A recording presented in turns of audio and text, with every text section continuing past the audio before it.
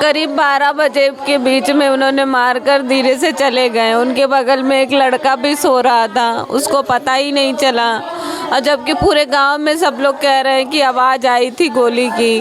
अब उस लड़का कह रहा मुझे कुछ सुंघा दिए कि क्या कर दिए, मुझे कुछ भी नहीं पता।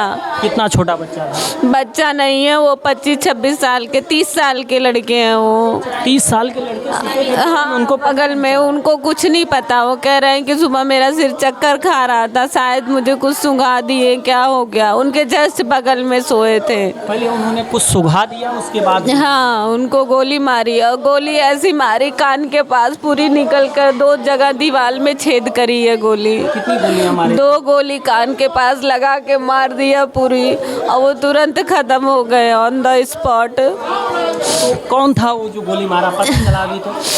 हाँ, पूरा घर सब जानते हैं, खुलेआम बोलता है मैं मारूंगा। 2-3 दिन से धमकी दे रहा था। शुभम है, सुरेंद्र है, जो इस समय वर्तमान प्रधान है, उनका बेटा सुरेंद्र है और सुरेंद्र का बेटा शुभम है।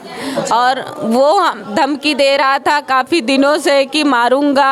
और सुरेंद्र जो है कुटिया, हमारे बाबा जी हैं, वहाँ भी बहुत सारी बातें सुनने में आई कि वहाँ जाके बोल रहा था कि बस और 2 दिन ये खुशी से खा पी ले, सबसे बातें कर ले, फिर तो इनको जाना है। अच्छा, पहले ही धमकी दे रहा? हाँ, दे रहा था, लेकिन हम लोग कुछ समझ नहीं पाए। उसको सीरियस नहीं लिया आपने? सीरियस क्या, घर पे चाचा अकेले हैं, चाची रहती हैं, भैया एक रहते हैं, भाभी, घर पे कोई नहीं रहता, सारा परिवार बाहर रहता है।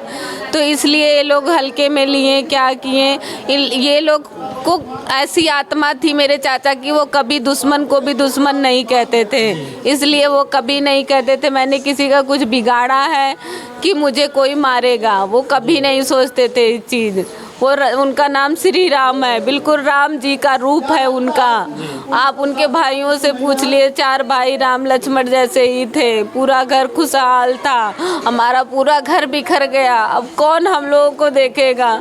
हम लोग उनकी भतीजी हैं, लेकिन एकदम बेटी की तरह रखते थे। हम ही लोगों को पाले हैं।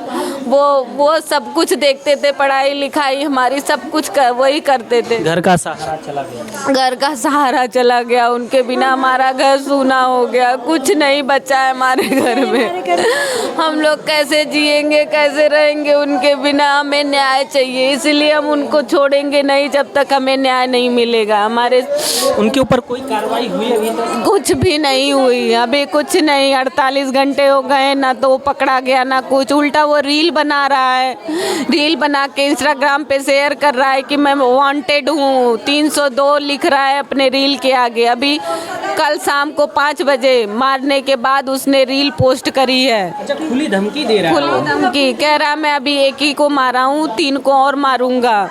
इसका मतलब पुलिस ने कोई कार्रवाई नहीं हुई? उसके ऊपर अगर दबाव पड़ा होता किस तरीके? पुलिस आके हमें यहाँ बहका रही है, बैठे हैं पूरे 48 घंटे से पुलिस यहाँ बैठी है, अभी हमारे पास कुछ भी नहीं है।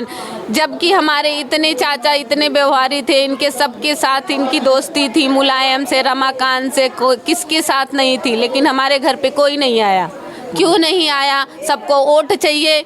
हमारे घर वाले बाहर से दूर दूर से आके वोट देते। मेरा भाई IAS की तैयारी करता है, घर वालों से लड़कर दिल्ली से भाग के इनको वोट देता है। कहाँ गया इनका?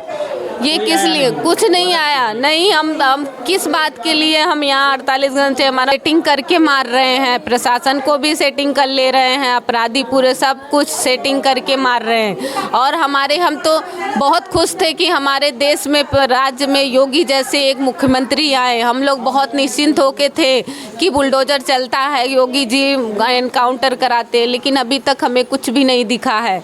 कोई कार्रवाई नहीं, कोई कार्रवाई नहीं, खुलेआम घूम रहा है। कल लोग चाहते हैं कि ऐसे लोगों को बुलडोजर चले? बिल्कुल चले, क्योंकि हमारे घर पे वो उसने लाश गिराई है, हमारे घर का सबसे बड़ी नींव को तोड़ा है। हमारे राम जी चले गए हैं, योगी जी आपके अयोध्या के राम जी चले गए हैं। देख लीजिए उनकी लाश पड़ी हुई है, कुछ भी हमारे पास नहीं, हमारे राम जी चले गए। आप लोग न्याय चाहिए? करते? बिल्कुल, हम तो बहुत योगी जी को मानते थे, लेकिन हमारा विश्वास टूट रहा है। और हम उम्मीद लगा के अभी बैठे हैं कि हमारे डीएम साहब आएंगे, हमारे योगी जी आएंगे, हमसे हमें न्याय मिलेगा। न्याय मिलेगा। बिल्कुल हम आस लगा के बैठे, इसलिए हम अब इनका कुछ भी नहीं, अंतिम संस्कार नहीं करेंगे जब तक ये लोग नहीं जब आएंगे। तक न्याय नहीं मिलेगा तब तक अंतिम संस्कार नहीं होगा। नहीं होगा, हम ऐसे भूखे प्यासे तड़पे रहेंगे और ऐसे बैठे रहेंगे इनके साथ, और बिना इन योगी जी के, बिना डीएम साहब के कोई कुछ भी नहीं